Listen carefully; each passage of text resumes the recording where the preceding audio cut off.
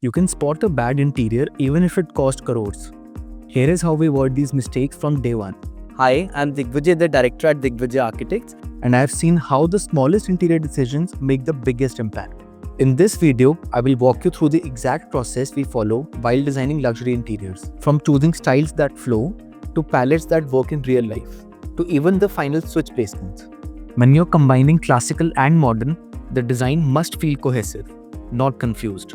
Here is what to avoid. Don't mix periods without anchors. Classical paneling and modern lighting clash fast if there's no transition element to tie them together smoothly. You can't just pair a Mughal arch with a Bohos chair. We always introduced a bridging material, like a consistent base palette to smoothen that transition. Avoid conflicting proportions. Big columns and sleek sofas look mismatched when scale and volume are not carefully balanced together. Classical elements demand scale, while modern needs restraint.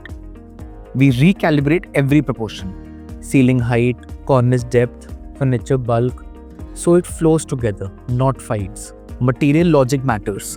Ornate Italian marble beside concrete slabs, it feels loud and lost unless there's balance in tone and texture.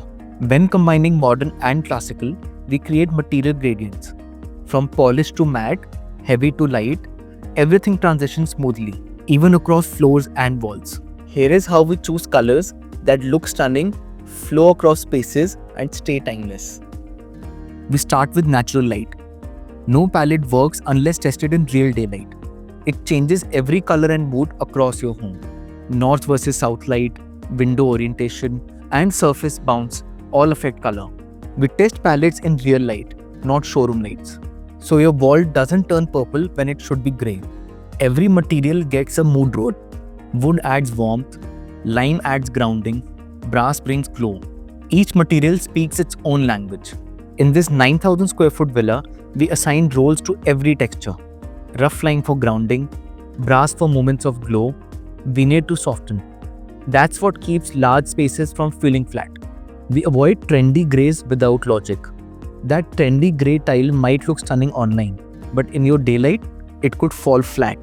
Grey can feel elegant or dead. We balance neutrals with undertones that match your lighting and mood. We never use a shade just because it's in. Luxury interiors get ruined by poorly placed switches. Here is how we plan them flawlessly. We map usage, not just walls. Switches should follow your lifestyle patterns, not just floor plans and typical contractor assumptions. We place switches where you actually use them, by your bed's edge, near kitchen work zones, or right at the dressing table. It's not just layout, it's lifestyle. Layered lighting is equal to layered controls. Mood lights, task lights, ambient glows.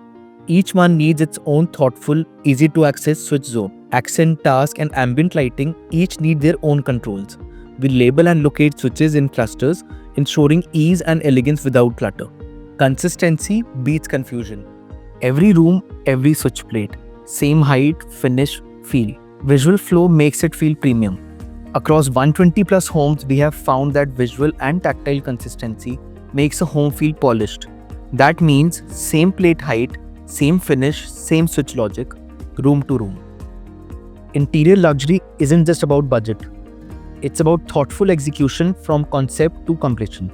Reach out if you want a home that flows, functions, and lasts. Thanks for watching. Follow for more inside stories from India's most detailed design process.